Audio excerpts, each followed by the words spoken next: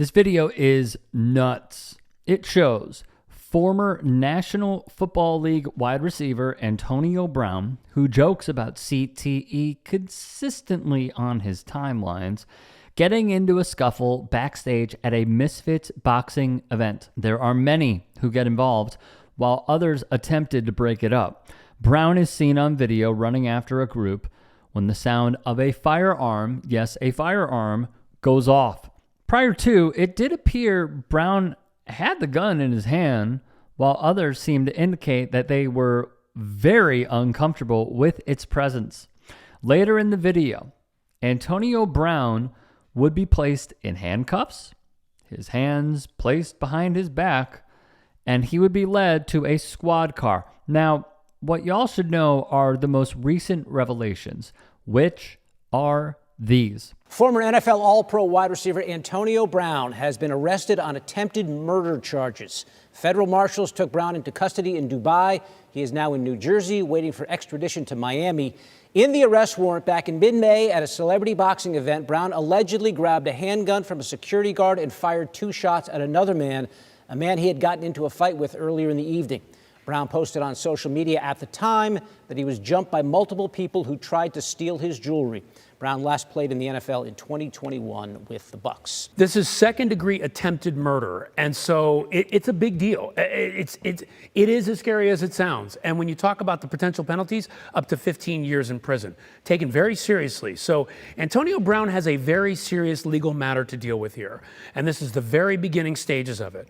It remains to be seen how this processes, what is talked about in all this, how they go through this case. But it has to start with him getting the charges read to him, figuring out what happens next, and then there's discovery, there's pretrial motions, and then a trial date is set, and we'll see where it goes from there. Police say the 37-year-old was taken into custody in Dubai and extradited to the U.S. He's being held in a New Jersey jail and will then be flown to Miami. Earlier today, he waived an extradition hearing, and Miami authorities have 10 days to transport him back to Florida. What is this case all about? Well, Brown is accused of shooting a man outside a celebrity boxing event in Miami back in May. One video posted to social media shows Brown fighting several people he claimed were trying to rob him.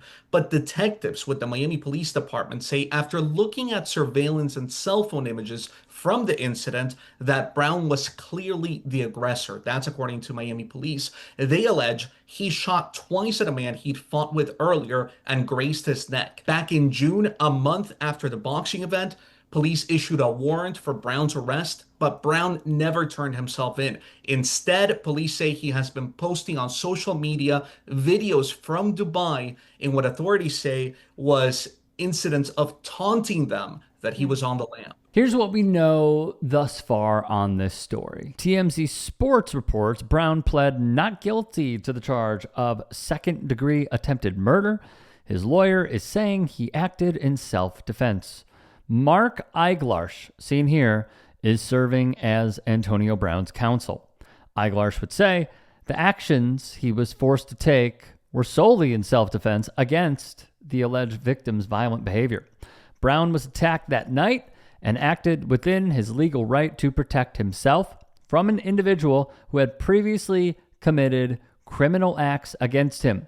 It's a privilege to represent him, and I am determined to ensure that justice is served. Mike Florio of Pro Football Talk, also a former lawyer, wrote in his published piece, obviously, Brown will be relying on Florida's broad stand your ground law. The factual question will be whether the alleged attack against Brown had subsided before Brown went on the offensive by allegedly firing a gun at one or more of his perceived aggressors. Brown faces up to 15 years in prison if convicted. What should also be noted is this. After a brief detainment from the first video we saw at the Misfits boxing event, Brown was released without charge after he was found unarmed, and the victim was not located. Although a firearm and 2 empty shell casings were found near the scene, wrote Complex.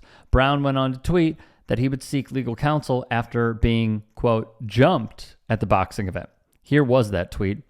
Regarding the boxing event that happened last night, I was jumped by multiple individuals who tried to steal my jewelry and cause physical harm to me. Contrary to some video circulating, police temporarily detained me until they received my side of the story and then released me, in all caps. I went home that night and was not arrested. I will be talking to my legal counsel and attorneys on pressing charges on the individuals that jumped me. I will keep you all posted step by step on the process. The latest update came from Public Information Officer for the ECPO, Carmen Martin, who announced Antonio Brown appeared before Judge Barry and executed a waiver of extradition. ECPO is notifying the Dade County Sheriff's Office of Miami for custody arrangements. Brown will be transported back to the Essex County Jail to await pickup by Florida authorities. Men's Journal's Matt Hladek printed a brawl erupted with footage showing Brown engaged in a physical encounter with another man, Zul Karnan Nantambu. Gunshots can also be heard in the background at different points. Few different angles that we should come at this, all right? The first is Zul Karnan Nantambu. If that name rings a bell, it's because you watched one of the greatest halftime performances in Super Bowl history. We covered that story when it broke, and Nantambu waved a Palestinian flag during that performance. He was chased because security was trying to get him, and he was arrested. That is why that name rings a bell. He did the press run and spoke about why it was so important for him to do that during Kendrick Lamar's performance. The second and more important point, and I know a lot of football fans will say Antonio Brown was more normal prior to the Vontaze Burfict hit. Every time, and I mean it is like clockwork, online, that something breaks regarding Antonio Brown, this is always brought up. I'll come at it from a different perspective. I think if anybody starts aligning themselves with someone who praises Hitler, they're out, in my book. Antonio Brown decided to go into business with Kanye West and glazed him every step of the way. Antonio Brown is also somebody who, according to ABC News, essayed his trainer. There was a painter who went to his house. He, according to the text messages that Sports Illustrated published, harassed her. And prior to that, along with his boys in a group chat, went to her and came to her in nothing but a small bath towel. He has harassed his baby mama on Instagram.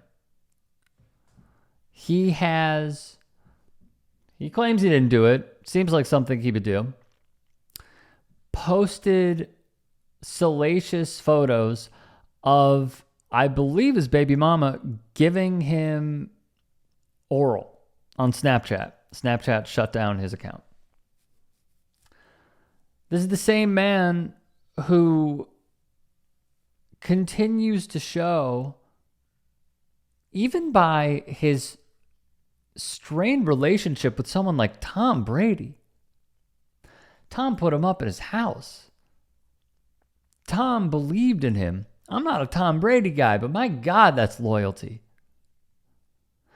And Antonio Brown posted suggestive photoshopped images of him and Tom Brady's now ex-wife.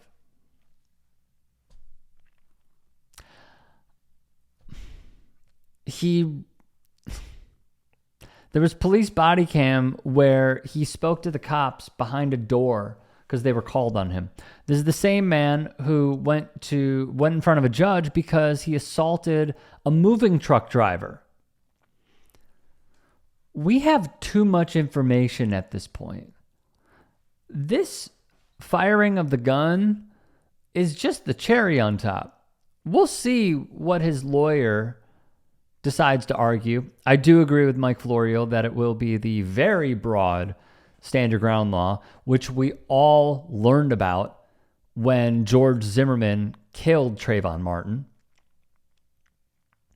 But for Antonio Brown, how many more chances? How many more?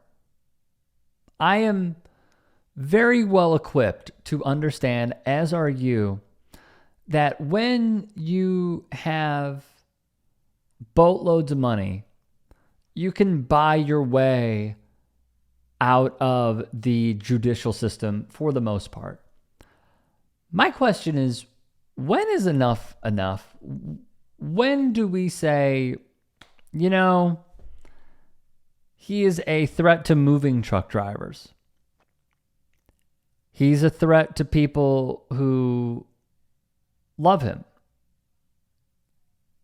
He's a threat to society.